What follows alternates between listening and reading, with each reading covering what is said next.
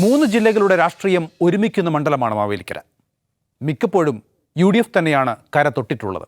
എന്നാലും ആഞ്ഞു പിടിച്ചാൽ കര പിടിക്കാനാകുമെന്ന പ്രതീക്ഷ LDFനുണ്ട്.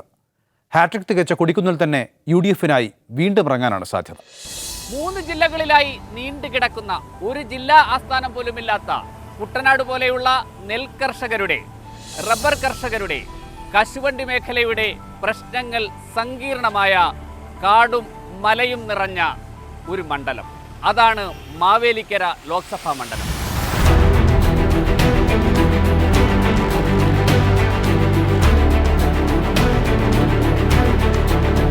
മാവേലിക്കര ലോക്സഭാ മണ്ഡലത്തിന്റെ തെരഞ്ഞെടുപ്പ് ചരിത്രം പരിശോധിച്ചാൽ പലപ്പോഴും UDFന് അനുകൂലമായിരുന്നു എന്നാണ് അതിന്റെ ചരിത്രം.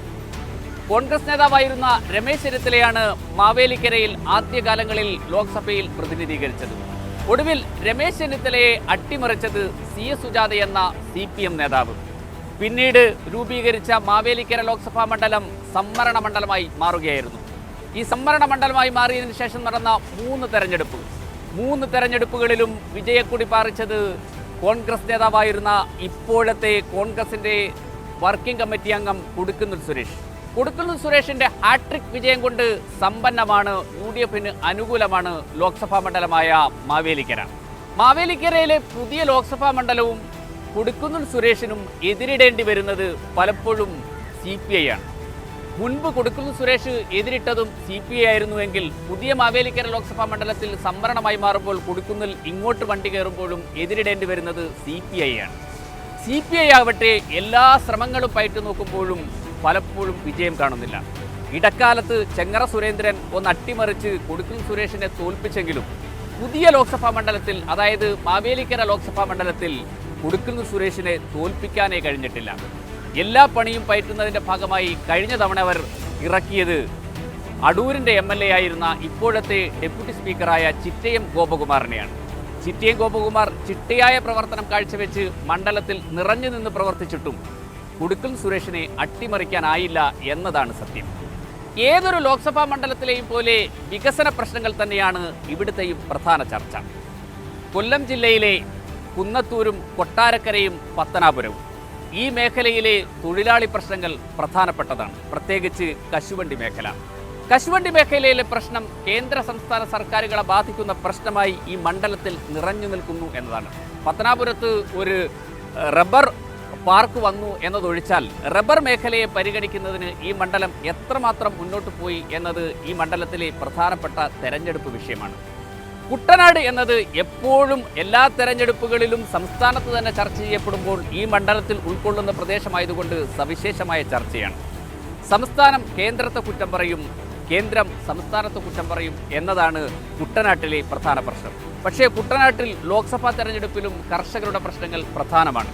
പലപ്പോഴും നിരാഹാരമനുഷ്ഠിച്ചും കർഷകർക്ക് പിന്തുണ പ്രഖ്യാപിച്ചും കൊടിക്കുന്നിൽ സുരേഷ് നിറഞ്ഞു നിൽക്കുമ്പോൾ അത് കാപട്യമാണ് എന്ന ആരോപണവുമായി ഇടതുമുന്നണി പലപ്പോഴും രംഗത്ത് വരാറുണ്ട്. മണ്ഡലം പിടിച്ചെടുക്കാനുള്ള ശ്രമത്തിലാണ് ഇടതുമുന്നണി. അതിനു വേണ്ടിയിട്ട് അവസാന തുറുപ്പിച്ചിട്ട് ഇറക്കാൻ കാത്തുവച്ചിരിക്കുന്ന പലരെയും പരിഗണിക്കുന്നുണ്ട്. ചെങ്ങറ സുരേന്ദ്രൻ വരട്ടെ എന്ന് CPIയിൽ പല കോടികളിൽ നിന്ന് അഭിപ്രായം ഉയരുമ്പോഴും അതത്ര ഫിറ്റായ സ്ഥാനാർത്ഥിയല്ല എന്നതുകൊണ്ട് അദ്ദേഹത്തിൻ്റെ മേൽക്കൈ കുറഞ്ഞു വരുന്ന ഒരു കാഴ്ച ഇടതുമുന്നണിയുടെ ഭാഗത്തു നിന്ന് കാണാം. കഴിഞ്ഞ തവണ മത്സരിച്ച ചിറ്റയം ഗോപകുമാർ തന്നെ മത്സരിക്കട്ടെ എന്ന് ഒരു പ്രബല വിഭാഗം CPIയിൽ ആവശ്യപ്പെടുന്നുണ്ട്. ചിറ്റയം ഗോപകുമാർ മത്സരിക്കണമെങ്കിൽ ഡെപ്യൂട്ടി സ്പീക്കർ സ്ഥാനം ഒഴിഞ്ഞ് ഈ മണ്ഡലത്തിൽ ഇറങ്ങണം. അങ്ങനെ ഏതെങ്കിലും കാരണവശാൽ വിജയിച്ചാൽ അടൂരിലുണ്ടാകുന്ന ഉപതെരഞ്ഞെടുപ്പിനെ ഇടതുമുന്നണി ഭയപ്പെടുന്നുണ്ട്. അങ്ങനെയെങ്കിൽ ചിറ്റയം വരേണ്ടതില്ല എന്നാണ് പറയുന്നത്.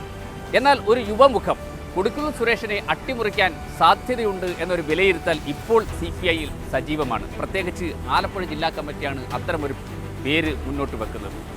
3 ജില്ലകളെ പ്രതിനിധീകരിക്കുന്നത് കൊണ്ട് തന്നെ ആലപ്പുഴ ജില്ലാ കമ്മിറ്റിയുടെ വാദത്തിന് ഒരു പ്രസക്തിയുണ്ട് എന്നാണ് ഇപ്പോഴത്തെ വിലയിരുത്തൽ.